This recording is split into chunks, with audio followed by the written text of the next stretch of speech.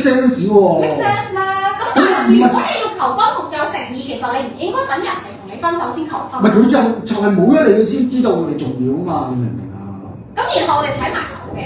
係咯，咁樣仲想點啊你啊？但係咧，到最後咧都係發現啊，我冇辦法呃自己啦。因為層樓唔夠冇寫我名。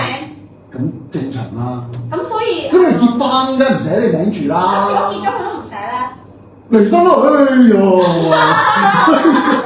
所以呢件事就係到最後就發現啊，都係唔得啦。我唔可以呃自己，亦都唔想傷害佢，即係唔想傷害一個咁愛我嘅人咯。咁我就最尾決定坦誠大家，就不如真係分啦咁樣。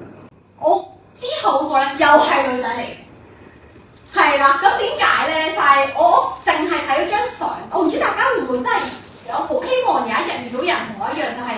我哋係有一個靈魂攝入，我唔知會唔會係水瓶座嘅寶寶比較容易有呢種產生我哋嘅幻覺，就係靈魂嘅攝入。淨係睇咗張相我就覺得啊，呢個係我嘅報應啦，我揾到個報應，就又要歷劫一段唔可能嘅戀愛。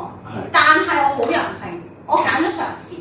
係，但係最尾都係唔得，咁我而家就變咗單身女王。其實唔矛盾咩？有靈魂相吸，但係又唔夾。靈魂相吸，但係性格唔夾。靈魂相吸係講緊我，例如啦，我好中意個水晶，但係呢個水晶10萬嘅，我而家咪等於我要負債買呢個水晶咯。咁我過程我咪好辛苦要揾錢，我要做好多嘅嘢，但係其實我完全一啲都唔啱我哋。如果啱嘅話，你就唔會係10萬，我都仲需要去特登買你咯，即係特登去附和你。但係我就為咗我中意2個字，我就。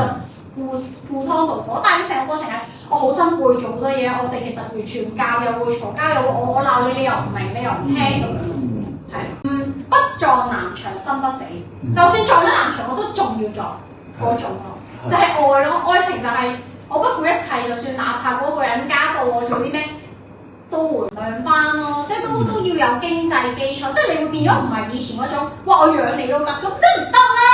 唔可能嘅，大家現實咗咯，其實係啦，係咪先？